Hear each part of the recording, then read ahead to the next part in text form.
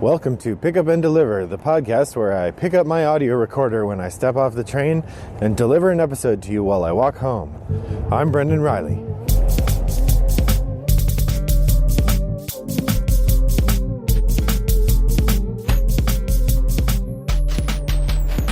Well, greetings, listeners. It is Monday, April 16th, and I am recording a backup episode. It's been a little while since I've done one of these, but I'm now a week ahead. I've already recorded the episodes for the 16th, which will come out later today, the 18th, and the 20th. Oh my goodness. The freedom that one feels when one is a week ahead on a podcast. Oodalali. So today I've decided to record a backup episode, something I can stick in the hopper and use at some time in the future. So this needs to be timeless. What could I talk about? Well, as I've done with other backup episodes, I'm going to use this for a designer spotlight. If you listen to my previous designer spotlight episodes, I did one about Martin Wallace, and I did one about, who else did I do? Let's see, I did Martin Wallace, I did Antoine Bauza, and what was the first one I did? It wasn't Martin Wallace, was it? Maybe it was. Boy, you'd think that a designer Vlada Shavato, that was the first one I did. So you could go back and listen to the previous episodes. I'll put link to those in this week's show, or this episode's show notes. But today I'm going to do another designer spotlight. Again, for those of you new to these episodes, the designer spotlight episodes are reserved for people where I own 5 games designed by them. And in fact, as of my current collection right now, I believe this will be the last designer spotlight for a while. I don't have 5 games designed by anybody else at present, as far as I know. I might be wrong. I'll look through the collection again. I may end up doing some, designer flashlights for fours, but I think there's something fun to be held for a 5-time designer, a person whose games I own five of. So, this one is Richard Garfield, perhaps the most famous game designer of the English-speaking world, perhaps second only to Rainer Knizia, but he's certainly more famous in Germany. And there are lots of other game designers who have a lot. But the reason Richard Garfield is so famous is that he designed the juggernaut Magic the Gathering for Wizards of the Coast. Still, perhaps the most money-making trading card game in the world, and still going strong. So Richard Garfield, designer of Magic the Gathering. However, despite the fact that I do own some Magic cards, which I bought to use as backings in prototypes, in prototype card sleeves, I do have 5 games now in my collection that were designed by Richard Garfield. And so I'm going to talk about them today, as usual, in reverse order of how much I enjoy them. So the game that I mentioned first will be the game I enjoy least of the 5, and we'll work our way up to most enjoyed. The first game that I want to talk about is Roborally. Roborally is one of the first hobby games I bought. I bought it a long time ago, and I've only played it a few times. The first couple times I played it distinctly wrong, which is bad. And since then I've played it better, but it's feeling its age. I think the original one is 1991. I have the Wizards of the Coast edition, which was made in 2000, I think, printed. It's got pewter figurines, which is pretty fun. And the idea of Roborally is it's a programming game. So you have a robot, and you're trying to run through a series of checkpoints with your robot. There's, I think, in a short game, you would use 2 boards and have 4 checkpoints. And really, that's about all you should do the first couple games you play, because it can be a very long game if you aren't sure what you're doing or you're just new to it.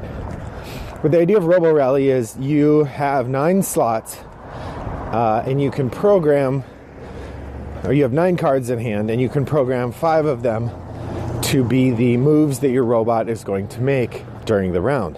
And you get to swap out those cards, and so the idea is you're going to plan where your robot's going to go.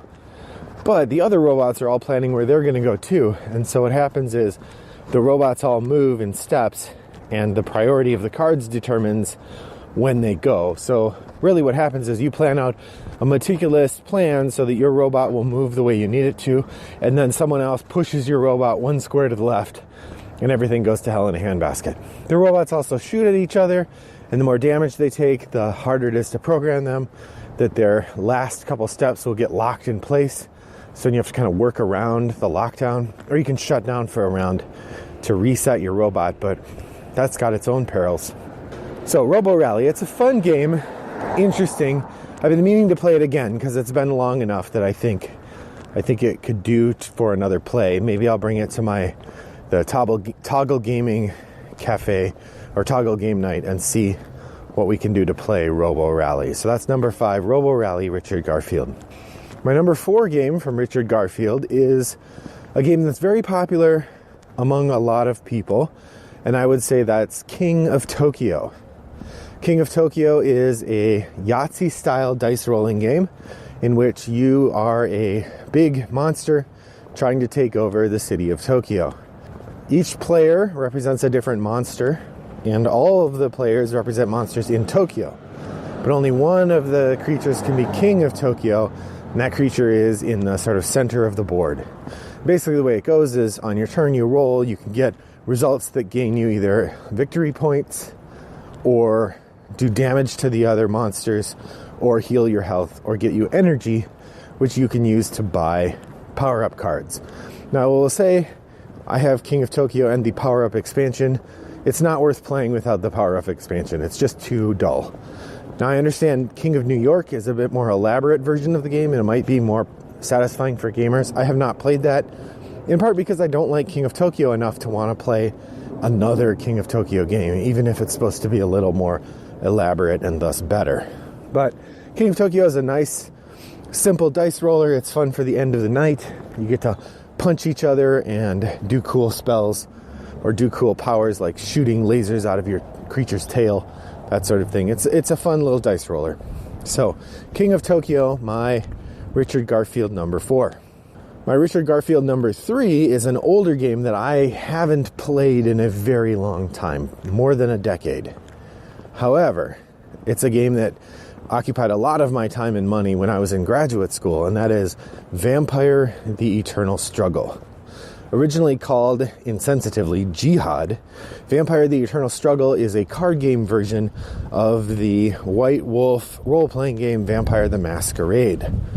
The premise is that the players are Methuselahs, very, very old vampires, who are governing armies of younger vampires to fight in the eternal struggle against the other houses of vampires that are operating in a secret society around the world. Now, Vampire was a trading card game published in the late 90s through the mid-2000s. Actually, I think the last set was even 2008 or 2009. It was published for a long time. And there's a couple things that make Vampire unique. One is there's a whole bunch of different cards that have different kind of factions, and the faction cards have abilities based on how strong your vampire is in that faction. The second thing is that in Vampire, everything you want to do costs blood or pool, which is your life force. And in the game, if you run out of that, you lose. So you have to spend your own life force in order to do things, and then you lose if someone else takes out your life force. The third thing, and the thing that makes Vampire really interesting, is that Garfield designed it to be a trading card game that you would play with more than 2 people. Magic and Star Wars trading card game and Pokemon and many, many other trading card games really only work well with 2 players. Sometimes they have multiplayer variants, but 2-player is the default mode. Vampire is designed to be played in much larger groups. The way it works is when you sit down at the table, your player to your left is your prey. They are the player that you get to attack by default. It's possible to attack other players sometimes, but not usually advisable, because you really only move forward in the game if you take out the player to your left. The player to your right is your predator, and of course they're going after you. So the goal of the game is to be the last one standing, but you do that by taking out the person to your left over and over again. So there are times where it will be helpful to ally with players around the table, because you can help each other, even though later you'll be fighting one another.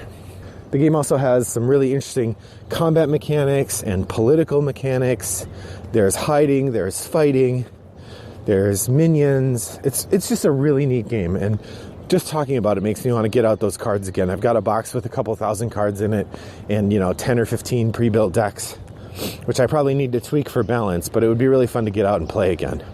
So that's Vampire: The Eternal Struggle, my Richard Garfield number 3. Number 2 is a relatively new addition to my collection, but one that I really enjoy. Honestly, I probably enjoy Vampire more, but it's been a decade since I played Vampire, so it's fallen a little bit. But it's a new game. I've mentioned it a couple times already on the podcast, but it's Bunny Kingdom.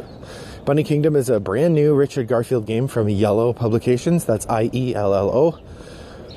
And it's about being the best bunny king or queen in the bunny land. So there's this board full of spaces, and you deploy your little bunnies to take charge of it. And the scoring has this really neat multiplier effect, so you're trying to get a mix of different things into your scoring, into each of your little kingdoms, so that you can score lots of points. The game also has all of these bonus cards, which complicate the winning in significant ways. You could feel like you're winning quite a bit, and then if somebody took a lot of the bonus cards, they might shoot ahead of you if they played those well, which is what happened the last game of Bunny Kingdom I played. It's a fun little game, really interesting, much more thinky than it appears at first. Plus the theme is hilarious. It's bunnies, there's golden carrots, all sorts of good stuff. So, Bunny Kingdom, my number 2 Richard Garfield game. And the number 1, I hope that you've figured it out. It is one of 2 lifestyle games that I play, 2 games where I buy all the expansions and I get super into it, and that is Android Netrunner.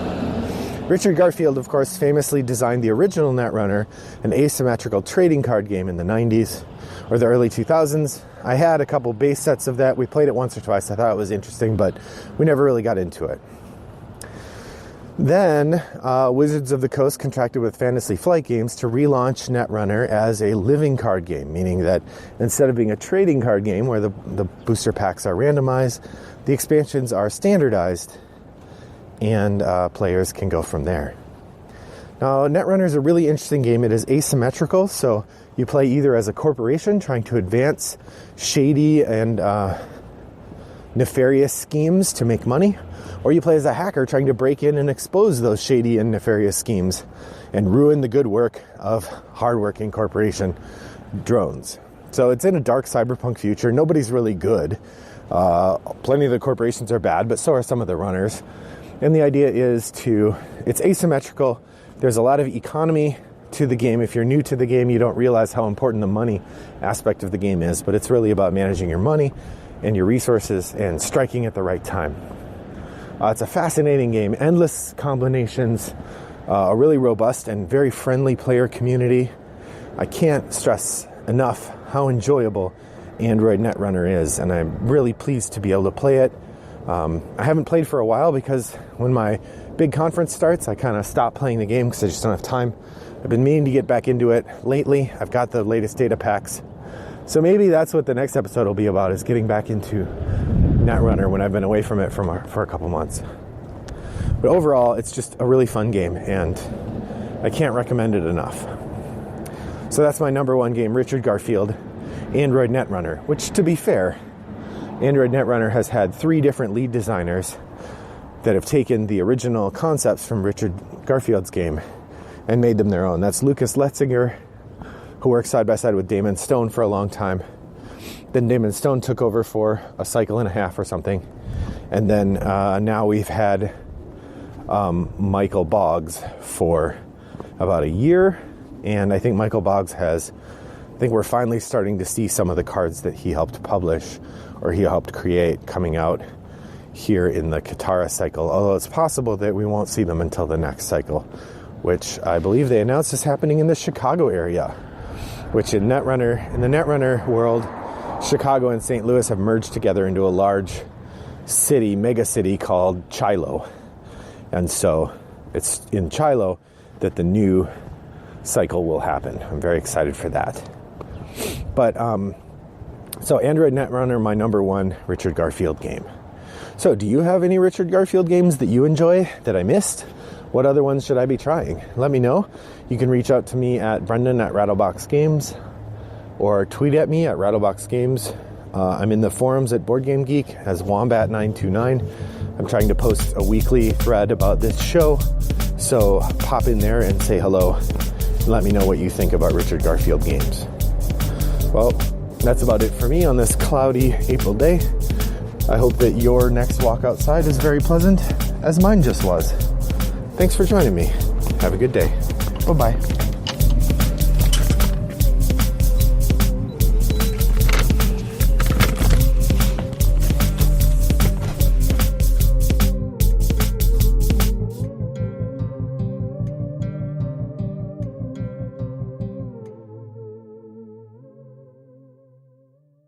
Brought to you by Rattlebox Games.